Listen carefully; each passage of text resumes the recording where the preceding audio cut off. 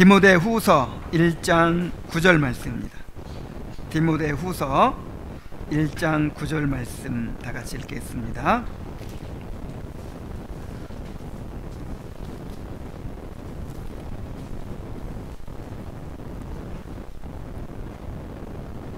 자, 시작.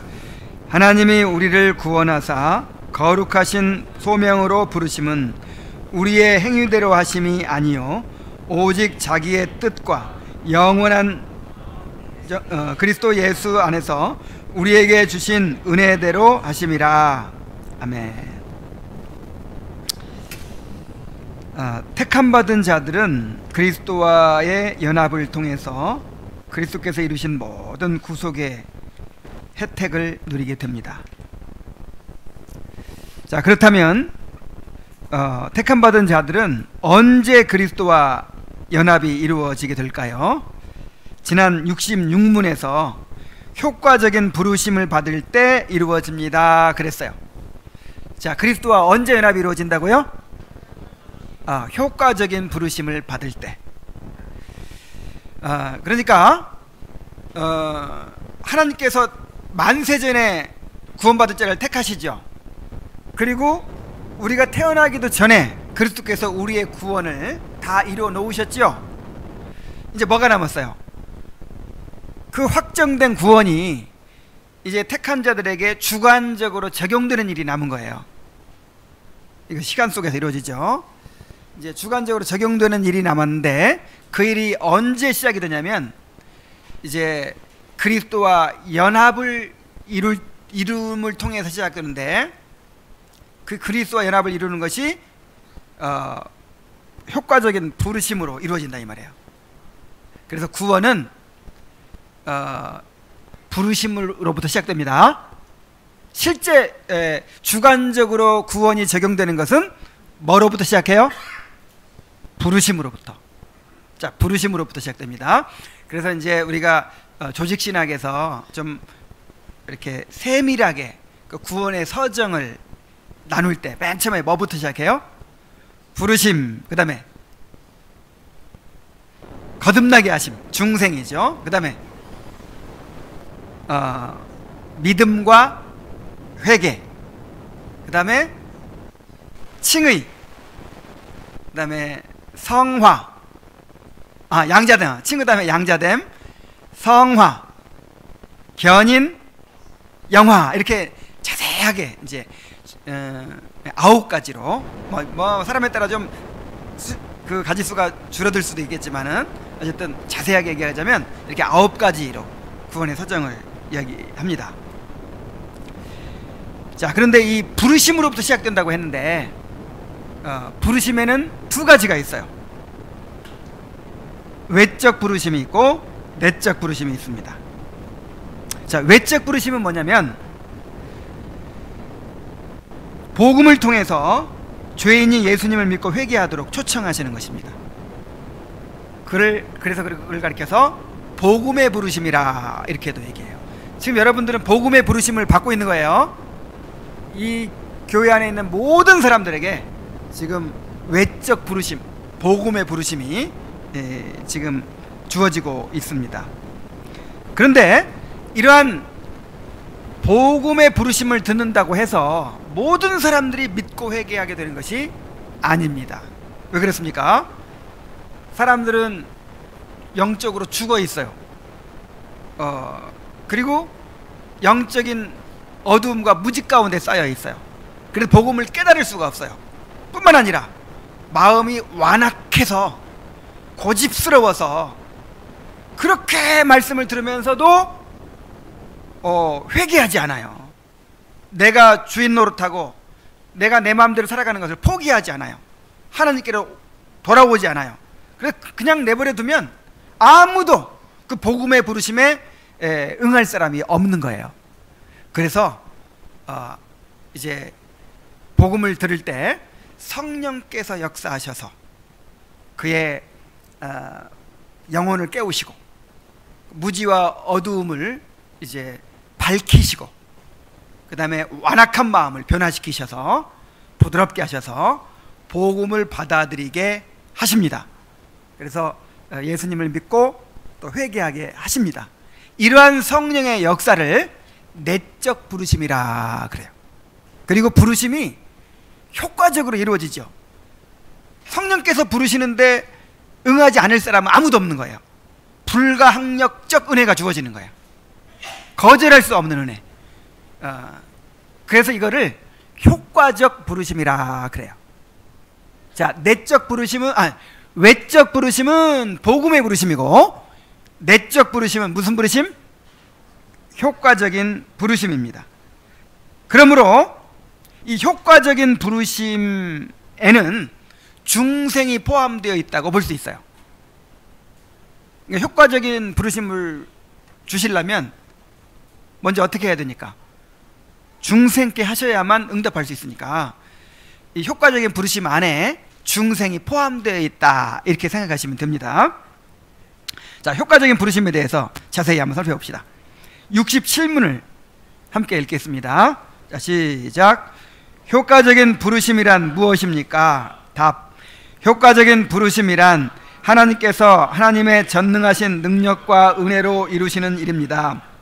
이것은 택함받은 사람들에게 하나님께서 그들을 택하시도록 하나님의 마음을 움직이게 할 있어서가 아니라 전적으로 하나님의 자유롭고 특별한 사랑 때문에 일어납니다. 이 효과적인 부르심으로 하나님께서는 택함받은 사람들을 그가 기뻐하시는 때에 말씀과 성령으로 예수 그리스도께 초청하여 이끄시고 그들의 지성을 구원에 이르도록 밝히시며 그들의 의지를 새롭게 하시고 굳게 결심하게 하셔서 그들이 비록 죄 가운데 죽어 있지만 하나님의 부르심에 기꺼이 그리고 자유롭게 응답하게 하시고 그 부르심을 통해 제공되고 전달되는 은혜를 받아들이고 마음에 두게 하십니다. 자, 이제 알겠어요? 사실은 제가 효과적인 부르심이 무엇입니까? 이렇게 질문하면 이걸 답할 수가 있어야 돼요. 자, 한번 한 부분씩 자세히 살펴봅시다. 자, 먼저 효과적인 부르심의 원인을 이야기하고 있어요. 하나님께서 하나님의 전능하신 능력과 은혜로 이루시는 일입니다, 그랬어요. 디모데후서 1장 9절에 보면은 하나님이 우리를 구원하사 거룩하신 소명으로 부르심은 우리의 행위대로 하심이 아니요 오직 자기의 뜻과 영원 전부터 그리스도 안에서 우리에게 주신 은혜대로 하심이라. 그러니까 이 사람이 정말 마음도 착하고 쓸만하다, 그래서 부른 게 아니라 이 말이에요. 그리고 이 사람이 믿을 거를 미리 내다보시고 예지하시고 부르신 것이 아니라는 거예요. 오늘 우리가 함께 읽은 본문 말씀에 보면은 오직 자기 뜻과 그랬어요. 이게 하나님의 일방적인 뜻이에요. 주권적인 뜻이에요. 그리고 영원 전부터 그리스도 예수 안에서 우리에게 주신 은혜대로. 그 은혜를 언제 주셨어요? 영원 전에 확정된 거예요. 영원 전에. 우리가 나지도 않았을 때, 선이나 악을 행하기도 전에, 영원 전에 이미 내가 어떤 사람을 선택하기로 하나님이 주권적으로 선택하시고 이미 은혜를 주신 거예요. 일단 선택했다는 것 자체가 엄청난 은혜잖아요. 그러니까 그 부르심의 원인이 우리에게 있지 않다는 거예요. 하나님의 은혜에 있다는 거예요. 주권적인 은혜에 있다는 거예요. 또 요한복음 5장 25절에 보면은 진실로 진실로 너희에게 이르노니 죽은 자들이 하나님의 아들의 음성을 들을 때가 오나니 곧 이때라. 듣는 자는 살아나리라 그랬어요. 자, 이게 이제 효과적인 부르심인데, 이거 보세요. 죽은 자들이 하나님의 아들의 음성을 들을 때가 온다는 거예요. 여러분, 죽은 자들이 어떻게 들어요? 공동묘지 가서 막 소리쳐 보세요. 누가 들을 수 있어요? 그 듣게 하시려면 어떻게 해야 돼요? 살려야 되는 거예요. 거듭나게 하셔야 되는 거예요. 귀를 일단 열어놔야지, 영적인 눈을 뜨게 해야지 들을 수 있는 거예요. 듣고 볼 수 있는 거예요. 그래서 전적인 하나님의 은혜라는 것입니다. 에베소 1장 18절로 19절에 보면은 너희의 마음 눈을 밝히사 그랬죠. 그의 부르심의 소망이 무엇이며 성도 안에서 그의 기업의 영광의 풍성함이 무엇이며 그 힘의 위력으로 역사하심을 따라 믿는 우리에게 베푸신 능력에 지극히 크심이 어떠한 것을 너희로 알게 하시기를 구하노라. 이야, 그러니까 여러분, 한 사람이 구원받게 되는 것은요, 하나님께서 천지를 창조하실 때 그 능력, 그리스도를 죽음에서 부활시킬 때 그 능력이 그대로 역사하는 것이라 이 말이에요. 이보다 더 큰 기적은 없습니다. 세상에 이보다 더 큰 기적은 없는 거예요. 죽은 자를 살리는 능력. 자, 또 뭐라고 그랬습니까? 이것은 택함받은 자들에게 하나님께서 그들을 택하시도록 하나님의 마음을 움직이게 할 무엇이 있어서가 아니라 그랬어요. 전적으로 하나님의 자유롭고 특별한 사랑 때문에 일어납니다. 다시 한번 강조한 것이죠. 우리 자신에게 원인이 있는 게 아니에요. 절대로. 디도서 3장 5절에도 우리를 구원하시되 우리의 행한 바 의로운 행위로 말미암지 아니하고 오직 중생의 그의 긍휼하심을 따라 중생의 씻음과 성령의 새롭게 하심으로 하셨나니 그랬고, 에베소 2장 4절에도 긍휼이 풍성하신 하나님이 우리를 사랑하신 그 큰 사랑을 인하여 허물로 죽은 우리를 그리스도와 함께 살리셨다 그랬어요. 전적으로 하나님의 주권적인 은혜에 의해서 우리가 부르심을 받는 것입니다. 내가 선택 잘해서 온 거 아니에요. 야, 어쩌다 내가 다른 건 다 잘한 것이 없는데 예수 믿은 건 내가 한 가지 잘한 것 같아. 그런 말을 흔히 하죠. 뭘 몰라서 그래요. 하나님께서 불러주신 것이지 죽은 시체였어요. 우리는 어떻게 우리가 깨닫고 우리가 선택을 합니까? 자, 이제 다음으로 그 효과적인 부르심의 방법을 말씀하고 계세요. 방법을 이야기해 주고 있어요. 자, 그가 기뻐하시는 때에 말씀과 성령으로 예수들께서 초청하여 끄시고 그들의 지성을 구원에 이르도록 밝히시며 그들의 의지를 새롭게 하시고 굳게 결심하게 하셔서 뭐 이렇게 얘기하죠. 자, 먼저 그가 기뻐하시는 때에 라고 했어요. 고린도서 6장 1절로 2절에 우리가 하나님과 함께 일하는 자로서 너희를 권하노니 하나님의 은혜를 헛되이 받지 말라. 이르시되 내가 은혜 베풀 때 너에게 듣고 구원의 날에 너를 도왔다 하셨으니 보라 지금은 은혜 받을 만한 때요 구원의 날이로다 그랬어요. 하나님께서 구원하시는 때가 있는 거예요. 부르시는 때가 있는 것입니다. 요한복음 6장 44절에 나를 보내신 아버지께서 이끌지 아니하시면 아무도 내게로 올 수 없으니 오는 그를 내가 마지막 날에 다시 살리리라. 포도원에 일꾼으로 부름받은 자들이 있었죠.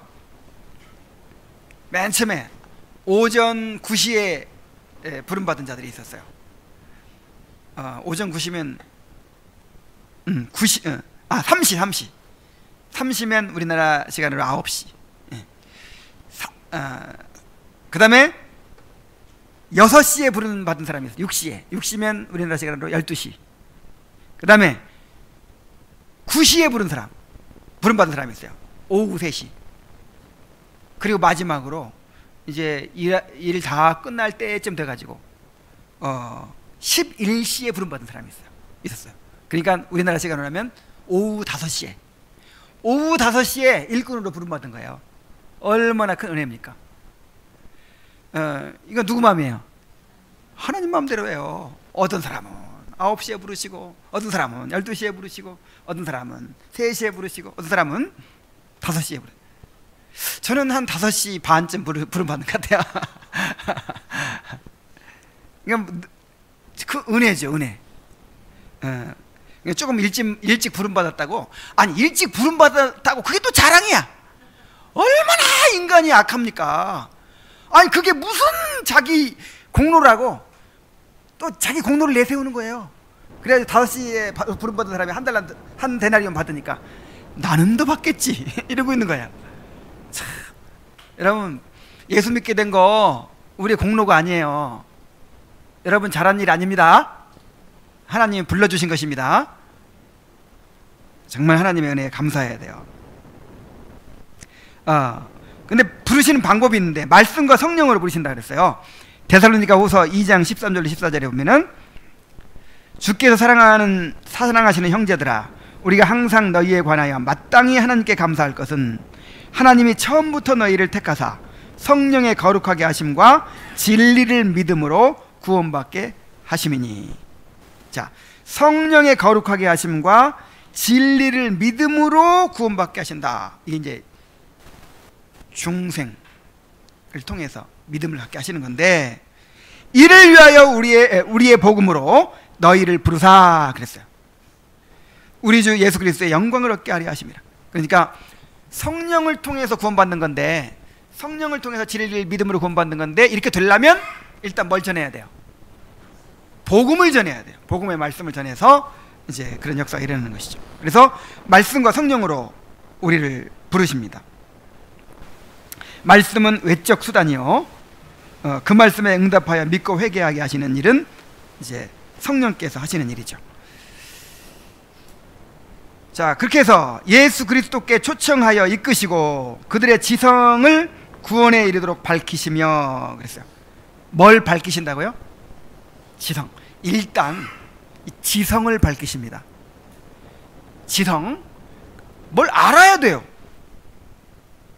그래서 칼빈은 심지어 믿음을 지식이라고 얘기했어요. 지식. 하나님을 아는 지식이에요. 복음을 아는 지식이에요. 믿음이라고 하는 것은 일단 알아야 믿지, 그죠?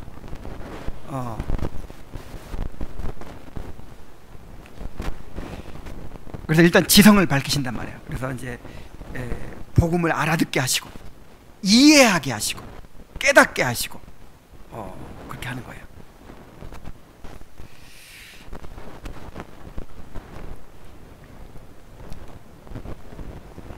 자, 사도행전 26장 18절에 보면은 그 눈을 뜨게 하여 어두움에서 빛으로 사탄의 권세에서 하나님께로 돌아오게 하고 죄사함과 나를 믿어 거룩하게 된 무리 가운데서 기업을 얻게 하리라 하더이다 그랬어요.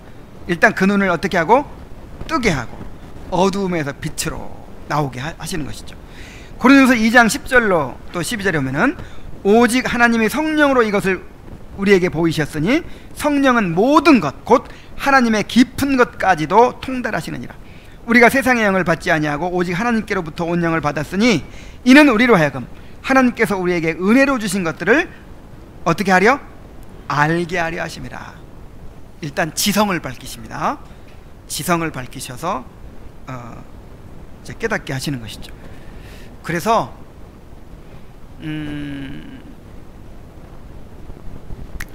이 지성을 무시하는 것은 올바른 신앙이 아니에요. 이 기독교 신앙은 지성을 강조합니다. 그래서 지금 말씀 들을 때도 뭐가 은혜예요? 그냥 뭐 내용은 몰라, 모르는데 그냥 뭐 감동받고 막 눈물, 이거 은혜 아니에요.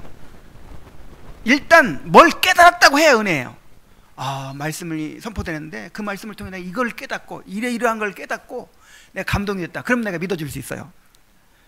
근데 뭐 잘 모르겠고 그냥 자기 식대로 해석해가지고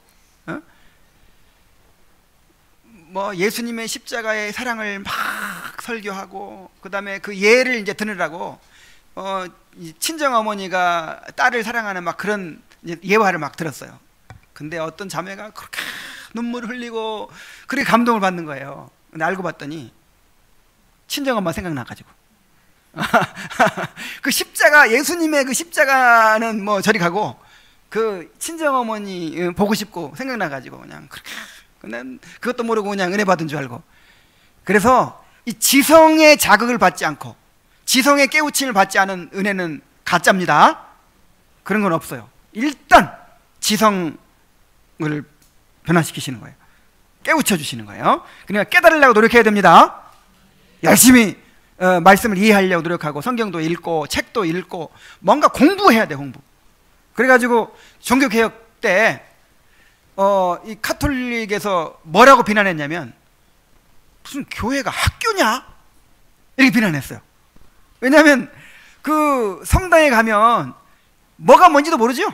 뭐가 뭔지 라틴어로 샬라샬라 해가면서 그냥 떡이나 받아먹고 오는 건데, 그러면 그냥 은혜 받았다고 하는 건데, 그냥 뭘 가르치고 그냥 뭐 그냥 대답을 해야 되고, 교리문답, 질문하면 대답해야 되고 알아들어야 되고 막, 아이고 뭐 공부하고 맨날 이러는 거예요. 그러니까 뭐라고 비난했다고요? 교회가 무슨 학교냐, 이렇게 비난을 했어요. 교회는 하나님의 학교예요. 배워야 돼요. 부지런히 배워야 돼요. 그래서 여러분들이 하나님께서 초등학교, 중학교, 고등학교, 대학 교육 다 시켜주신 거예요. 뭐 책 읽으라고 할 때 불만이 가지면 안 돼요. 이 고등교육 받은 사람들이. 자, 지성을 이제 변화시킨다 그랬어요. 그 다음에 또 우리의 의지를 변화시킵니다. 의지를. 그들의 의지를 새롭게 하시고 굳게 결심하게 하셔서 그랬죠. 그러니까 처음에는 은혜가요, 그게 뭐 차례차례 온다는 뜻이 아니라 지성도 변화시키시지만 또 뭐도 변화시키세요? 의지가 변화돼야 또 그게 은혜야. 의지가 변화돼야. 어떻게 변화시키는 거 봅시다. 에스겔서 11장 19절에 보면은, 내가 그들에게 한 마음을 주고 그 속에 새 영을 주며 그 몸에서 돌 같은 마음을 제거하고 살처럼 부드러운 마음을 주어. 하나님에 대해서 딱 닫혀 있어요. 그래야 돌같이 굳어 있는 거예요. 근데 갑자기 마음이 부들부들해져 가지고 그냥 굴복하는 거예요. 이게 은혜입니다. 에스겔서 36장 26절 27절. 자, 적혀 있나요? 함께 읽어보겠습니다. 시작. 또 새 영을 너희 속에 두고 새 마음을 너희에게 주되 너희 육신에서 굳은 마음을 제거하고 부드러운 마음을 줄 것이며, 또 내 영을 너희 속에 두어 너희로 내 율례를 행하게 하리니 너희가 내 규례를 지켜 행할지라. 그러니까 성령께서 역사하시면 의지를 바꾸시는 거예요. 그래서 굳은 마음을 제거하고 부드러운 마음을 주고, 그 다음에 하나님의 말씀에 순종하고자 하는 마음을 주는 거예요. 그래서 순종하게 하시는 거예요. 자, 동시에 감정까지도 변화시킵니다. 우리의 감정까지도. 빌립보서 2장 13절을 다 같이 읽습니다. 시작. 너희 안에서 행하시는 이는 하나님이시니 자기의 기쁘신 뜻을 위하여 너희에게 소원을 두고 행하게 하시나니. 그랬어요. 자, 우리 마음에 뭘 두신다고요? 소원, 이 desire. 뭔가 이렇게 욕망이 일어나게 만드는 거예요. 그렇게 하고 싶은 거예요. 하나님을 알고 싶어요. 하나님을. 그리고 죄를 버리고 싶어요. 그리고 거룩해지고 싶어요. 주님을 닮고 싶어요. 그리고 정말 사랑하고 싶어요. 그런 마음이 막 일어나게 하시는 거예요. 신명기 30장 6절에 또 있습니다. 시작. 내 하나님 여호와께서 내 마음과 내 자손의 마음에 할례를 베푸사 너로 마음을 다하며 뜻을 다하여 내 하나님 여호와를 사랑하게 하사 너로 생명을 얻게 하실 것이며. 하나님을 어떻게 하게 하신다? 사랑하게 하신다. 마음을 다하여 사랑해. 이것은 성령의 마음에 할례를 행하심으로 되는 일이에요. 이 굳은 마음을 제거하고 또 하나님 사랑하는 마음을 주시는 것이죠. 로마서 8장 28절, 우리가 잘 아는 좋아하는 구절이죠. 하나님을 사랑하는 자 곧 그 뜻대로 부르심을 입은 자들에게는, 그랬죠. 자, 이게 잘 보세요. 하나님을 사랑하는 자 곧 그 뜻대로 부르심을 입은 자 그랬어요. 그러니까 하나님 입장에서 보면 하나님 뜻대로 부르심을 입은 자인데, 우리 입장에서 보면 어떤 사람이라고요? 하나님을 사랑하는 자예요. 그러니까 이걸 이제 방정식으로 하면 그 사람이 뜻대로 부르심을 입은 자인지 아닌지 어떻게 압니까? 하나님을 사랑하는 거 보면 뜻대로 부르심을 입은 자네, 이렇게 알 수 있어요. 왜냐면 부르심 받지 않으면 하나님을 사랑할 수가 없어요. 자, 이렇게 성령께서 지성을 변화시키고 의지를 변화시키시고 감정까지도 변화시키세요. 그래서 이러한 의지와 감정, 이게 떨어져 있는 게 아니라, 여러분 감정이 일어나면 그렇게 행하게 되죠. 의지가 막 일어나죠. 그렇게 게을러 터진 사람이 그냥 이불 속에 들어앉아서 움직이기도 싫어하는 사람이요, 술을 먹고 싶어가지고, 술 먹고 싶은 그 강렬한 열망 때문에 십리길을 걸어나가서 구멍가게 가서 소주를 사온다니까요. 이거를 이제 그 조나단 에드워즈나 그 이전에 존 오웬이나 뭐라고 표현했냐면 신앙 감정이라 이렇게 표현을 했어요. 감정이라는 게 요즘 우리가 말하는 필링 뭐 이런 차원이 아니고 어떤 열망을 가지고 그렇게 끌리는 거, 그렇게 행할 수밖에 없는 그런 마음 상태를 이제 religious affection, 신앙 감정이라 이렇게 부른 거예요.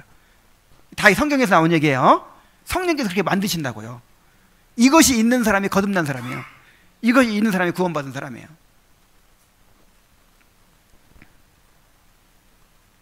그래서 그들이 비록 죄 가운데 죽어 있지만 하나님의 부르심에 기꺼이 그리고 자유롭게 응답하게 하시고 그 부르심을 통해 제공되고 전달되는 은혜를 받아들이고 마음에 두게 하십니다. 그랬어요.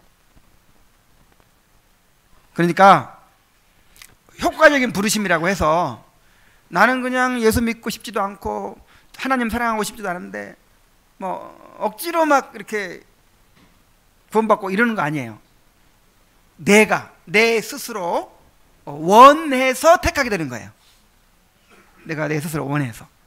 그러니까 우리의 의지, 우리의 지성과 의지와 감정에 작용하셔서 결국 누가 하게 만드는 거예요? 우리가 하게 만들어요. 우리가. 억지로가 아닙니다. 우리가 자원해서 기쁘게 행하게 만드시는 거예요. 성령은 모든 장애 요인을 제거하고 죄인을 복음이 전하는 예수 그리스도께로 효과적으로 인도합니다. 이러한 성령의 특별 사역은 불가항력적이죠. 거절할 수가 없죠.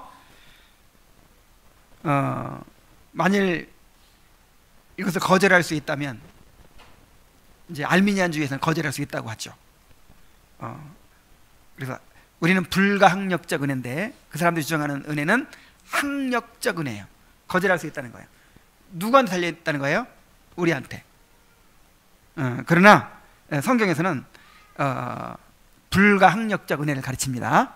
성령께서 그렇게 만들어버리시는 거 어떡할 거예요? 만들어버리시는데.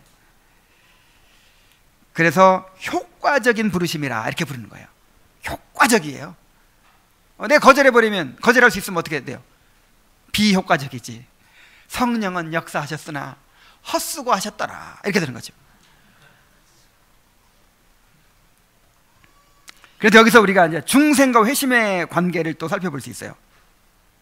자, 중생은 성령의 일방적인 역사예요. 죽은 자를 살리는 역사니까. 근데 회심은 이제 살아난 후의 일이에요. 회심은 우리가 능동적으로 우리의 의지와 우리의 지성과 의지와 감정을 사용해서 이제 주님께 나아가게 되는 것을 말하는 것입니다. 그래서 중생과 회심이 같은 사건인데 손의 양면과 같은 거예요. 하나님의 입장에서는 중생이죠. 그렇게 말하면 또 안 되겠네. 회심도 하나님이 하시는 거니까. 어쨌든 일방적인 역사죠, 중생은. 근데 그 중생의 결과로 회심이 일어나는 거예요.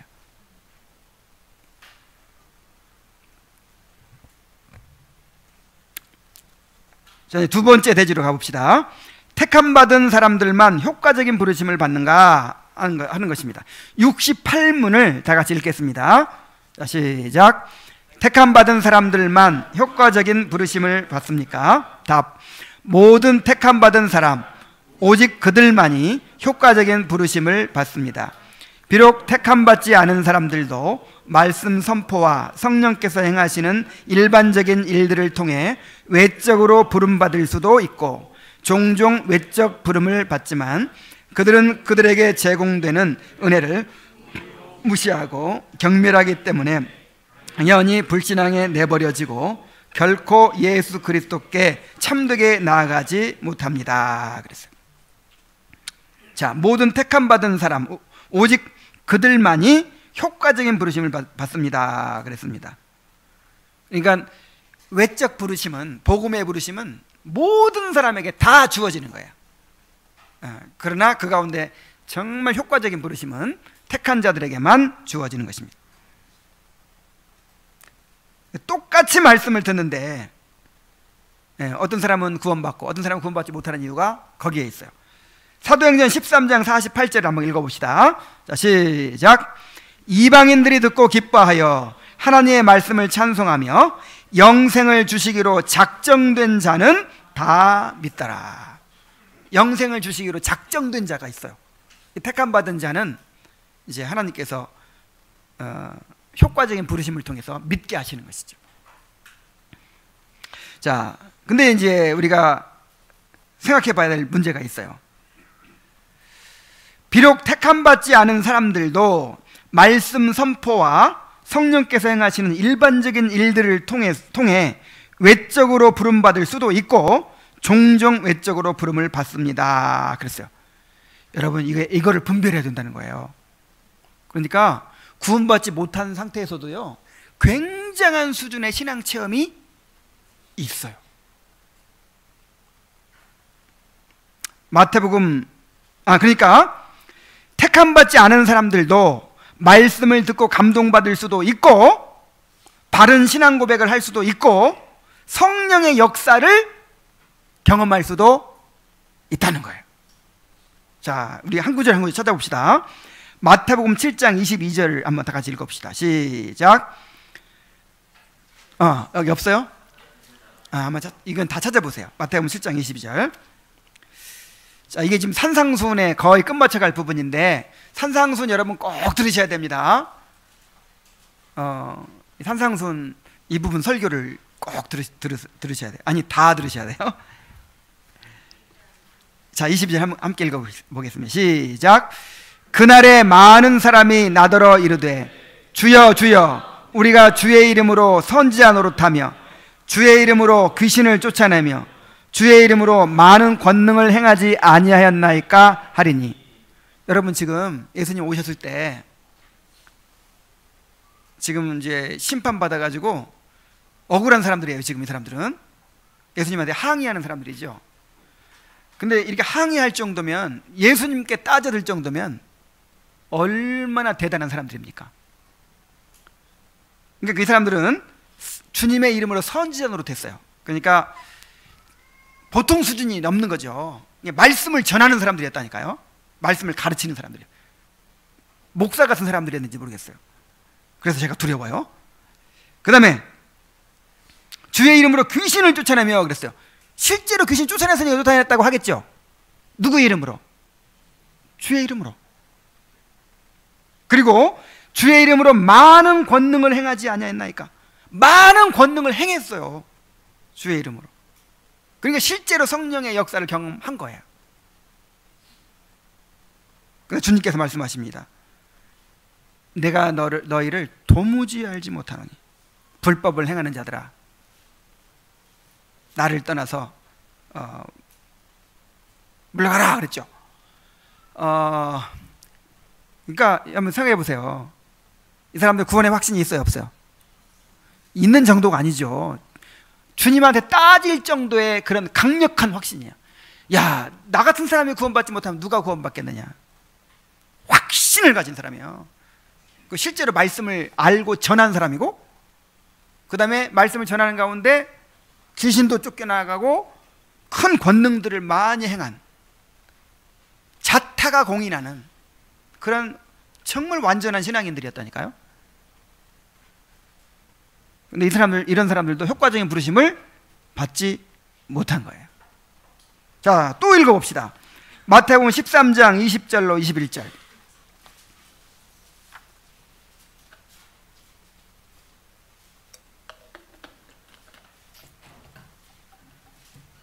돌밭에 뿌려졌다는 것은 말씀을 듣고 즉시 기쁨으로 받되 그 속에 뿌리가 없어 잠시 견디다가 말씀으로 말미암아 환난이나 박해가 일어날 때에는 곧 넘어지는 자요 그랬어요.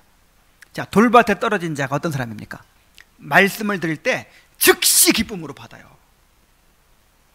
그러니까 요즘 말로 하면 그 말씀 듣고 은혜 받아서 그냥 회개하고 눈물 흘리고 그다음에 구원받았다고 간증하고 이런 사람이에요. 정말 누가 보기에도 회심한 것처럼 보이는 그런 사람이에요. 그런데 어땠다고 했습니까? 그 속에 뿌리가 없어요. 뿌리가.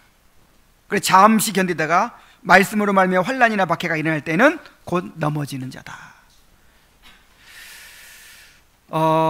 이 조나단 에드워즈가 신앙 감정론을 쓴 이유가 있어요. 대부흥의 시대에 이제 수많은 사람들이 회심하는 걸 봤어요.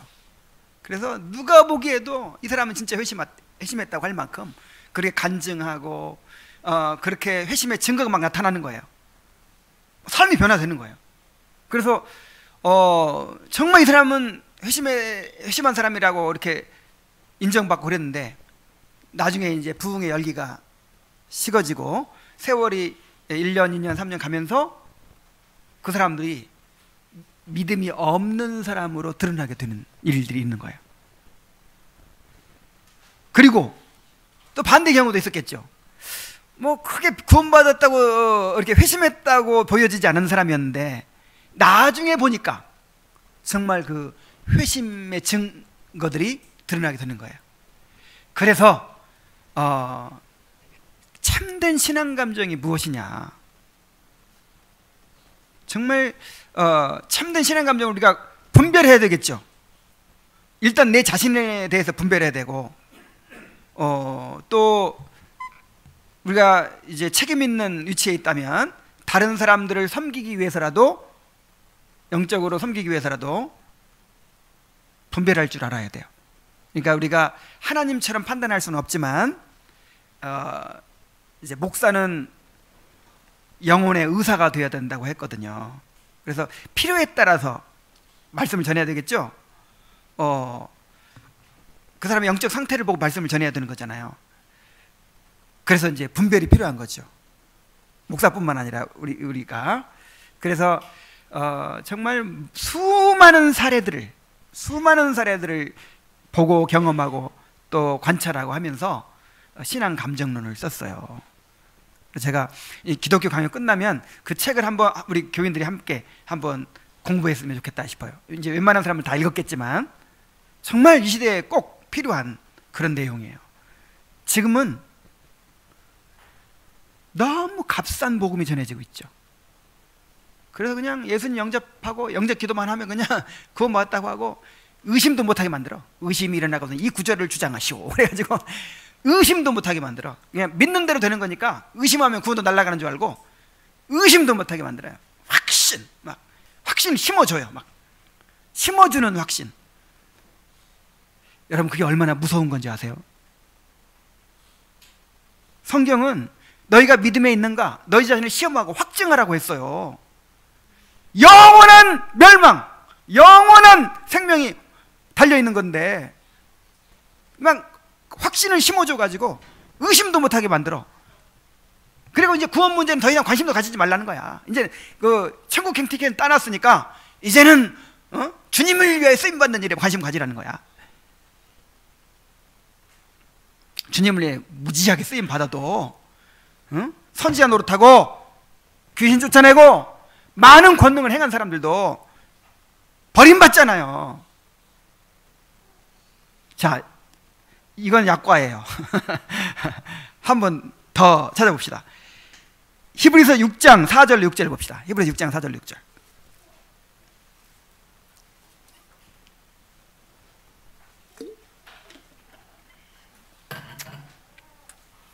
자, 함께 읽어보겠습니다. 자, 시작. 한번 빛을 받고 하늘의 은사를 맛보고 성령에 참여한 바 되고 하나님의 선한 말씀과 내세의 능력을 맛보고도 타락한 자들은 다시 새롭게 하여 회개하게 할 수 없나니 이는 그들이 하나님의 아들을 다시 십자가에 못 박아 드러내놓고 욕되게 함이라. 이 구절에 대해서 여러 가지 이제 해석들이 있지만, 이 정통적인 해석은 뭐냐면, 이 사람들은 원래 구원받지 못했던 사람이에요. 그러니까 구원을 받았는데 잃어버릴 수 있다. 이게 성경의 사상과 맞지 않죠? 그래서 우리는 그건 배제해야 돼요. 구원은 받았었지만 그 구원을 잃어버린 사람들이다. 이게 아닙니다. 한 번 구원받으면 잃어버려, 안 잃어버려요? 잃어버릴 수가 없어요. 이건 그러니까 처음부터 구원받은 사람이 아니었던 거예요. 근데 처음부터 구원받은 사람이 아니었는데 어느 정도의 그 신앙 체험이 있는가 한번 보세요. 빛을 받았어요. 빛을. 뭔가 깨달음이 온 거예요. 그 다음에 하늘의 은사를 맛봤어요. 그 다음에 성령의 뭐 한 바 되고 참여한 바 됐어요. 그 성령의 역사를 경험한 거예요. 그 다음에 하나님의 선한 말씀과 말씀을 깨달았어요. 말씀이 꿀같이 달고, 응? 그런 경험을 했어요. 내세의 능력을 맛보고 내세의 능력을 맛봤어요. 그러고도 어떻게 된 사람들이 있다? 타락한 자들이 있다. 이제 그런 사람들은 다시 새롭게 하여 회개케 할 수가 없다. 이 말은 그냥 거의 구원받을 뻔한 데까지 간 거예요. 그렇기 때문에, 그랬다가 타락했기 때문에 다시 그 사람을 설득시킬 수 있겠어요? 뭐 다 경험해봤다 그러겠죠. 그래서 다시 새롭게 하여 회개케 할 수가 없다. 그게 거의 깨닫고 정말 거의 끝까지 갔는데 이제 거기서 거절한 것이죠. 거기서 미끄러진 것이죠.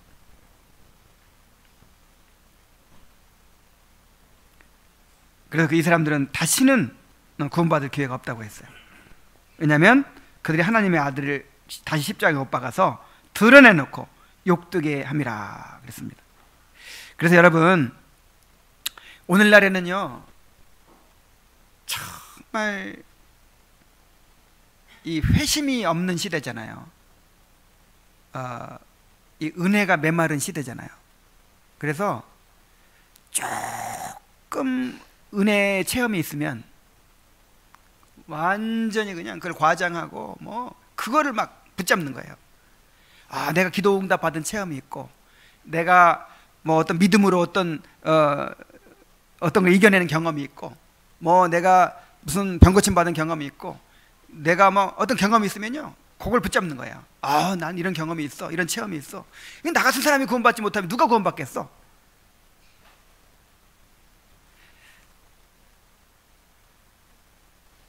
근데 여러분, 우리가 은혜의 그 수준을 너무 낮게 생각하고 있는 거예요, 오늘날 사람들이. 성경에 보세요. 회심한 사람들이 어떤 사람들인지. 우리가 지금 아브라함의 생애 배우고 있죠. 근데 아브라함 시대는 그 시대니까 그렇고, 오늘날에는 그럼 도매금으로 구원받는 건가요? 믿음장 보세요. 믿음장. 그 믿음장에 나오는 그 회심한 사람들의 삶을 보세요. 똑같은 것입니다, 오늘날에도. 그래서 그 일반 은혜에 속한 은혜도요 굉장히 이렇게 높은 수준이에요. 이 사람들이 경험한 것은요, 지금 제가 3번 다 읽었죠. 3구절을 읽었죠. 그 주의 이름으로 선지자 노릇하고 주의 이름으로 귀신 쫓아내는 권능을 행한 사람들. 그 다음에 그러니까 이 사람들은 뭐 이단이고 뭐 그렇다기보다 올바른 신앙 고백을 하고 올바른 진리로 행한 사람들이에요. 이단들은 이렇게 따지지 못해요, 하나님 주님한테. 그 다음에 돌발 떨어진 사람도 마찬가지고, 또 여기 히브리 6장 4절 6절에 나온 사람들도 마찬가지고. 자, 이 사람들의 체험은 일반 은혜에 속한 것이고 외적인 부르심에 속한 것이었다 하는 것입니다.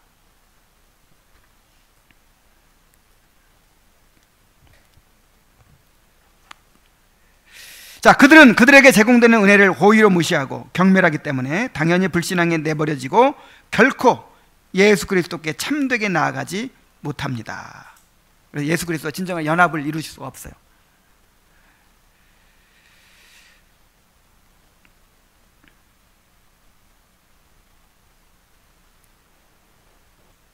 자, 요한복음 12장 38절 40절에 이는 선지자 이사야의 말씀을 이루려 하심이라. 이르되 주여 우리에게 들은 바를 누가 믿었으며 주의 팔이 누구에게 나타났나이까 하였더라. 그들이 능히 믿지 못한 것은 이 때문이니 곧 이사야가 다시 일렀으되 그들의 눈을 멀게 하시고 그들의 마음을 완고하게 하셨으니 이는 그들로 하여금 눈으로 보고 마음으로 깨닫고 돌이켜 내게 고침을 받지 못하게 하려 함이라 하였습니다. 그랬어요. 그들의 눈을 멀게 하시고 그들의 마음을 완고하게 하셨다 하는 말은 믿고 싶은데 하나님이 그냥 못 믿게 막 눈을 가려버리고 막 마음 그랬다는 뜻이 아니라 그들이 스스로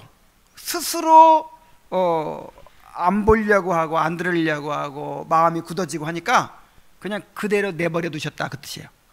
바로 왕의 마음을 강팍하게 하신 것과 같은 것이죠. 그리하여 당연히 불신앙에 내버려지고 결코 예수 그리스도 참되게 나가지 못한다. 시편 81편 11절 12절에 보면은 내 백성이 내 소리를 듣지 아니하며 이스라엘이 나를 원하지 아니하였도다. 그러므로 내가 그의 마음을 완악한 대로 버려두어 그의 임의대로 행하게 하였도다 그랬어요. 또 요한복음 6장 65절에 또 이르시되 그러므로 전에 너희에게 말하기를 내 아버지께서 오게 하여 주지 아니하시면 누구든지 내게 올 수 없다 하였노라. 자, 이제 말씀을 정리하겠습니다. 우리 자신이 과연 효과적인 부르심을 받은 사람인지 점검해 봐야 됩니다. 고린도후서 3장 5절에 13장 5절에 너희가 믿음에 있는가 너희를 시험하고 너희를 어떻게 하라? 확증하라 그랬죠. 또 베드로후서 1장 10절에 이렇게 이같이 힘써서 더욱 힘써서 너희 부르심과 택하심을 어떻게 하라? 굳게 하라 그랬어요. 그러니까 여러분 구원의 확신은 그냥 단순간에 딱 심어주는 게 아닌 거예요. 우리가 계속 은혜 가운데 믿음으로 성장해 가면서 내적으로 외적으로 그것이 이제 더 확실해지는 거예요. 그래서 웨스트민스터 신앙고백서 18장에 보면은 구원의 확신은 오랜 세월에 걸쳐서 수많은 연단을 통해서 이렇게 이제 얻어진다 그랬죠. 오늘날처럼 그렇게 막 심어주고 억지로 심어주고 그냥 의심도 못하게 만들고 그냥 이런 게 아니란 이 말이에요. 그리고 그렇게 구원의 확신을 가졌다가도 내가 죄 가운데 빠졌을 때 구원의 확신을 잃어버리게 돼야 돼요. 그래서 두려움 가운데 다시 이제 은혜 안으로 들어오게 되어야 되는 것입니다. 지금 오늘날 구원의 확신은요, 여러분 죄 지어도 안 없어지죠. 구원파의 구원의 확신. 근데 구원파만이 아니에요. 오늘날 구원의 확신은 성경에 나오는 구원의 확신보다 훨씬 더 신제품이에요. 완전히 이건 누구도 깨뜨릴 수 없는 구원의 확신이야. 막 죄 가운데 살아가면서도 나는 확신이 있다는 거야. 이건 그래서 이 조나단 에드워즈는 이게 가짜의 증거라는 거예요. 죄를 지어도 없어지지 않는 것으로 볼 때 이게 100% 가짜라는 거예요.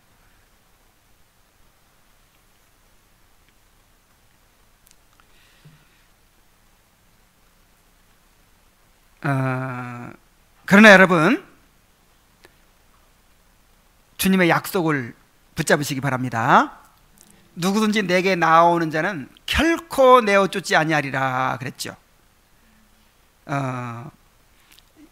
이런 경고를 들어야 될 사람들이 어떤 사람들이냐면, 이런 경고를 들어야 될 사람들은 나는 이제 구원받았다 하고 안일해진 사람들, 이제는 구원은 확정됐으니까 이제는 내가 이제 이런 문제로 내가 힘쓰고 애쓸 필요 없다. 나는 이제 상 받고 못 받고 상급을 받고 받고에 이 문제에만 달려 있다. 나는 이제 얼마나 쓰임 받느냐가 나한테는 문제다. 이런 식으로 정말 이 안일한 신앙에 빠지는 사람들이 있죠. 이런 사람들이 이 경고를 들어야 돼요. 그러나 겸손한 마음으로 정말 그리스도의 그 보혈의 공로를 의지하고 정말 끝까지 그 긍휼의 은혜를 붙들고 나아가는 사람을 우리 주님께서 결코 내어쫓지 않는다 그랬어요. 그래서 여러분 이런 염려하지 말라 이 말이에요. 나는 그렇게 주님의 은혜를 사모하고 구원받기를 바랬는데 알고 보니까 안 택한 사람이었어. 그래서 나는 하려고 해도 안 됐어. 이런 경우는 없어요. 이런 경우는 정말 하나님께서 택한 자들은 그렇게 정말 하나님의 은혜를 붙들게 돼 있고 그런 사람은 결코 내어쫓지 않으십니다. 끝까지 구원하십니다. 이 가운데 있는 모든 분들이 효과적인 부르심을 경험하고 소유하게 되시기를 바랍니다. 기도하겠습니다.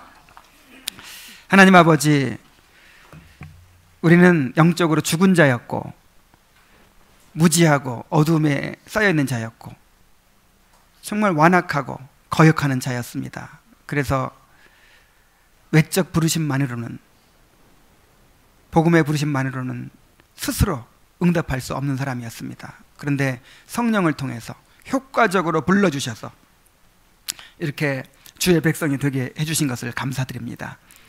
아버지 하나님, 참으로 이 가운데 아직 그런 효과적인 부르심을 경험하지 못한 사람이 있습니까? 주님의 복음의 부르심에 응답하고자 힘쓰고 애쓸 수 있도록 인도해 주시고 주님의 약속을 붙들게 하여 주옵소서. 아버지 하나님, 정말 우리가 부름받은 대로 부르심이 합당하게 살아갈 수 있도록 도와주시옵소서. 예수님의 이름으로 기도하옵나이다.